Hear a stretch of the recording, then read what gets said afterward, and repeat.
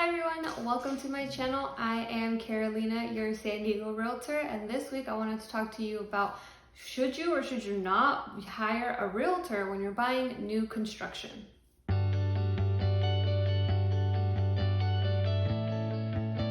So I just kind of want to go over a few reasons why I believe unbiasedly as an agent that you should hire a realtor for buying a new construction home. In San Diego, we've seen a ton of new construction homes coming up. I can link a few in the description box below, but literally everywhere where you used to drive on the freeway that was just like flat land, hills of land that all just looked like brush is now quickly being turning into new construction homes. We have Lennar, KB Homes, they're all just taking over San Diego vacant lands. And with going in and buying a home without a realtor, you're kind of allowing them to take the builder's best interest. When you hire a real estate agent in general, that agent, whether it's buyer side or seller side, works for you. So when we work for you, we want your best interest at heart. Like that's, at least for me, that's what we want at the end of the day. So if you're going in and you walk into the model and you're just like, oh my gosh, I love this place, and you get called in by their agents, they're looking at getting every single update. They're thinking of getting everything out of you possible because they want to please the builder and make more money. And there's nothing wrong with making more money. But at the end of the day, they want you to spend as much as feasibly possible. Whereas on my side, I'm like, this is what I know you qualify for, what your budget is, and that's what we're gonna get you as close to as possible. So as an agent, we are the ones that are doing the legwork for you. I'm the one that's finding the homes for you. I have had clients come up to me and say, I really want a new build in this area, but I've never seen one. And because I drive around all day, every day, I find these different ones.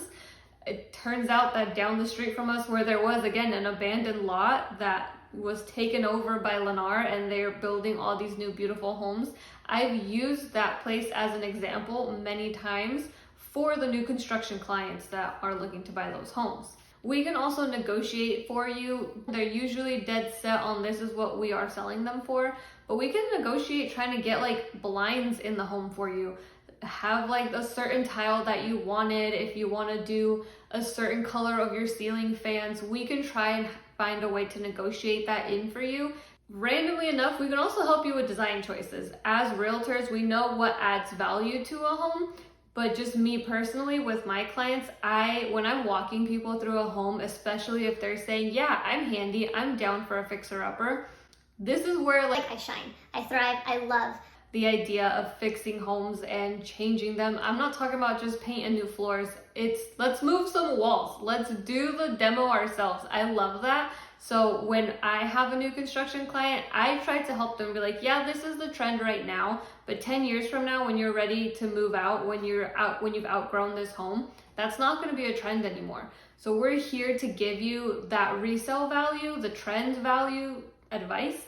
But also, like, some people just don't know design, which there's nothing wrong with that. But when you have a realtor that knows the design or that loves design, we can help you with that. We can also find out if there's any sort of financial incentives, because if you already got pre-qualified through your bank that you've been banking with for 30 years or whatever it may be, you have a lender that's your cousin or your boyfriend's best friend, you have a lender you want to work with.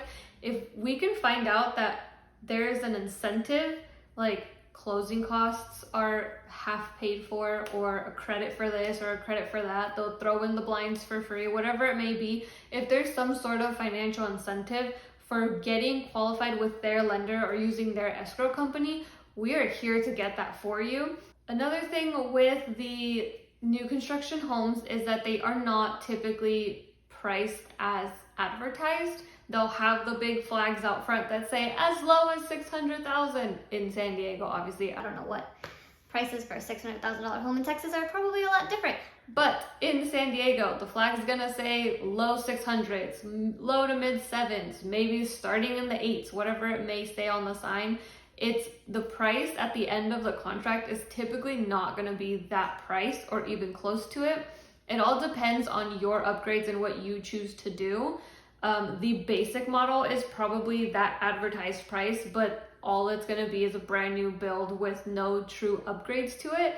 And when you're going through the different model tours, and it's like the first one is the basic model, you're like, wow, this is really pretty. And then you go to the next one, you're like, holy smokes, they have Alexa built into the walls, or oh gosh, they've got solar. And every single tour of every single model will be different because they're slowly trying to get you to buy more.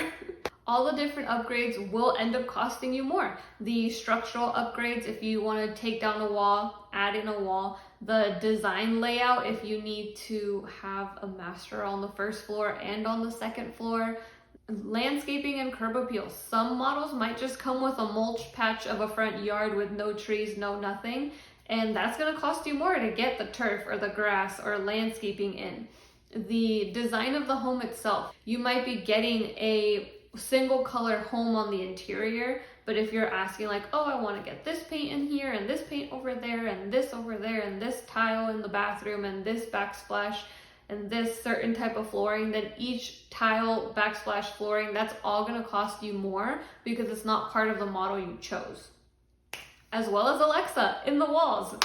It costs you more, unfortunately. It sucks, but it's so cool when you walk into your house and you're like, Alexa, play Thomas Rhett. It's all going to cost you more because it's an added expense that you're putting on the home and on the builder.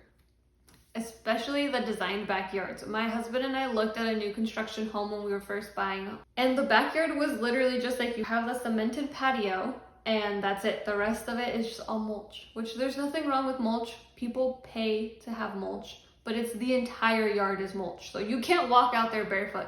You have the patio and that's it. If you want them to go in and design whatever the model home had that you initially fell in love with, that could cost you thousands of extra dollars.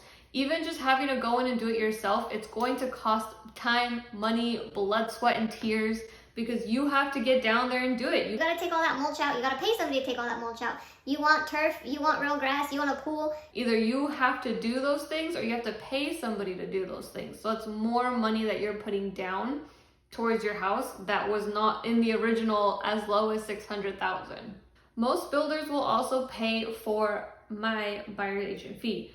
As a buyer, you don't ever have to pay an agent fee that usually comes from the sellers, but a lot of people don't want to hire a buyer's agent when they get a new construction because they think or assume that they're the ones that will pay for our fee, when realistically, as always, the seller, now the builder, is paying for that fee. And also a lot of people might assume or think / hope that you can try and get a discount if you don't use a buyer's agent, which if you can, go for it. Just keep all these things in mind when you're going into your contract, when you're talking to the sales agent.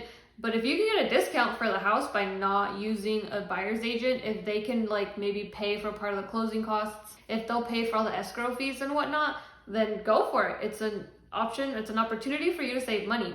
There's many reasons why you should hire a realtor when you're buying a new construction home.